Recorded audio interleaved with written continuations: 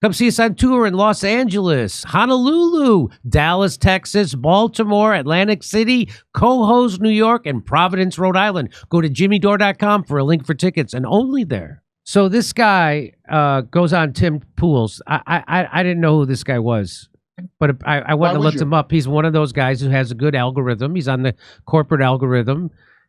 Already? Yes. He already made it. Yes. That's a plant. It's called industry plant. That's called an industry plant. That's right. So he's doing the bidding of the establishment and the Democratic Party, which is the establishment party right now, this moment. And so he goes on and he starts parroting talking points about, first of all, I love this. Stop squinting at me. Tim Pool blasts liberal guests on January 6 lies. Don't you hate when someone squints at you, acting like you farted, and even if you did, that's a rude reaction. Yeah. Farts are nature. It's in God's hands. You think Tim farted? And that's what it was. Anyway, so you're an effing fascist. Give me some effing data. Stop squinting at me and saying the prosecution did a thing.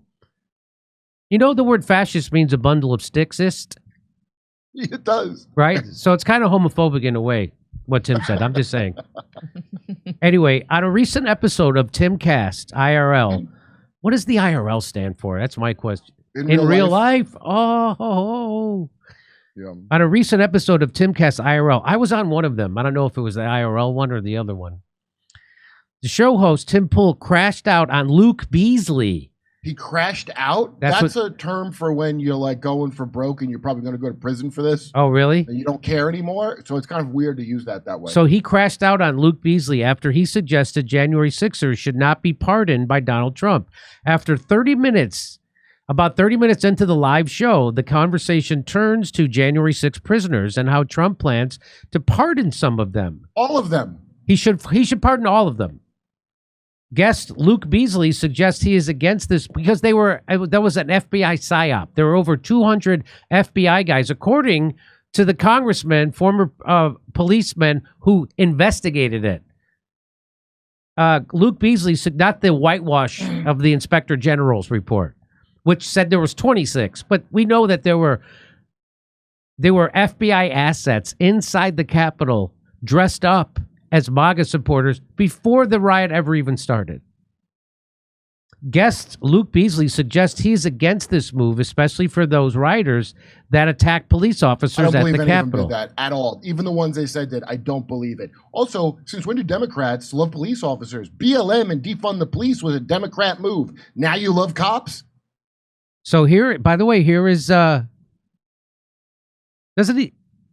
Hey, by the way, Harry Sisson called. He wants his face back. But he said you could keep his personality since he's not using it anymore.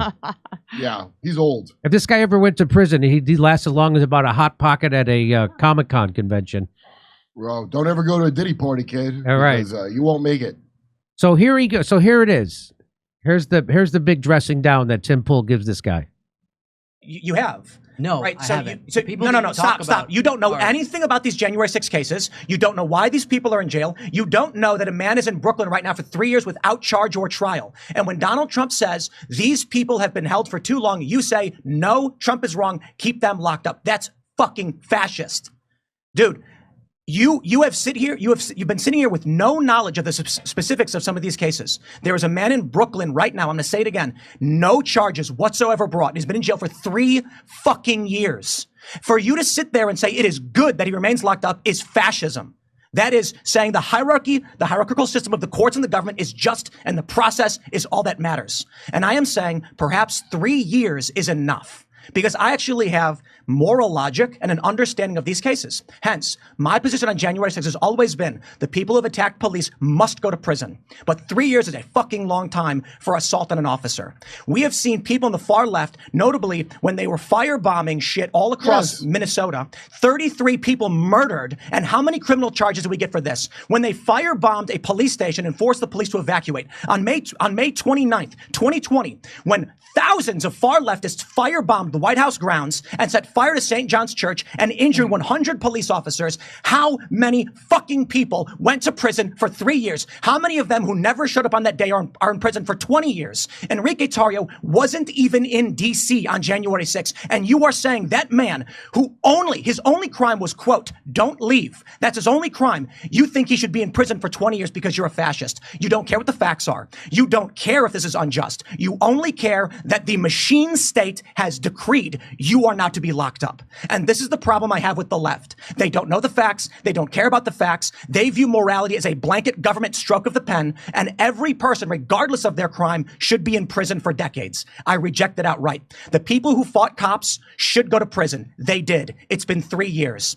But when you've got people who are on misdemeanor charges for having walked into a building at 4 p.m. after the riot, and I know some of these people, they walked into a building for 2 minutes and walked out, and they got 18 months for that.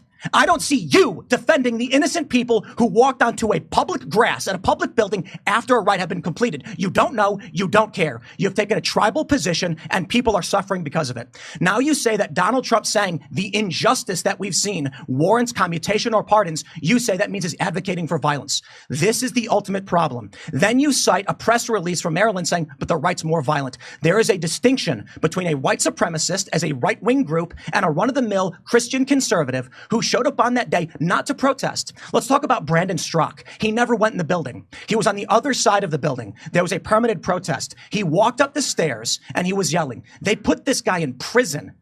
There is Owen Schroyer, who was at a permitted rally, who was yelling death to communists. They put him in prison and specifically cited his speech. My dude, you don't know what you're talking about. And it's fine. I get it. We try to be polite. We try to be nice. But there are so many young liberals who sit here and say, the corporate press told me that these people are bad and the machine state government has decreed it by pen. So I don't care what crime they committed. I don't care what the jury said. I don't care who was on the jury. Enrique Tarrio, who was not there, should be in prison for 2 decades. Tell me this now. Why is Enrique Tarrio in prison? Yeah, so they uncovered with him his plot to overthrow the government. Enrique Tarrio, is it? Yeah, and his organization. What plot? Who's they? Give me some prosecutors. Give me some fucking data. Stop squinting at me and saying the prosecutors did a thing. You didn't know. You didn't read it. You didn't read the court papers. All you know is the fascist machine state told you he should be in prison, and you're saying yes to them. I'm just wondering, in 2024, is it sexual assault if someone hands you your ass? Because that kid got broken in like a freaking catcher's mitt. I mean, it's just, I hate this kid's hair. It's like mirroring the hat of Tim Pool. It's like a hair hat. You mean Luke Beasley's hair? This guy? You mean Harry Potter's friend from Wizard School? You mean that kid? When did the Beasleys get into? Look out, Harry Sisson. There's a new industry plant, Disney Politics Twink in town, and he knows even less about shit than you, Harry. You're old and you know too much. Get out, Harry. Again, he's the perfect example of smugnerant. Yes. Oh, I never heard that, but that is what it is. It's a little bit Tim's fault. Isn't it just a little bit Tim's fault for even talking to him? I think so. Why? Where'd this guy come from? Nowhere? He's like Lana Del Rey of pop music.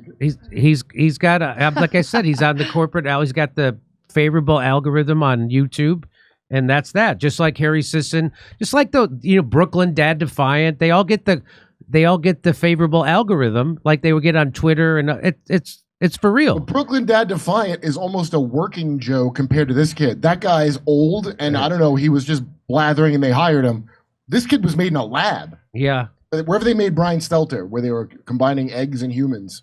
Come see us on tour in Los Angeles, Honolulu, Dallas, Texas, Baltimore, Atlantic City, Cohoes, New York, and Providence, Rhode Island. Go to jimmydore.com for a link for tickets, and only there.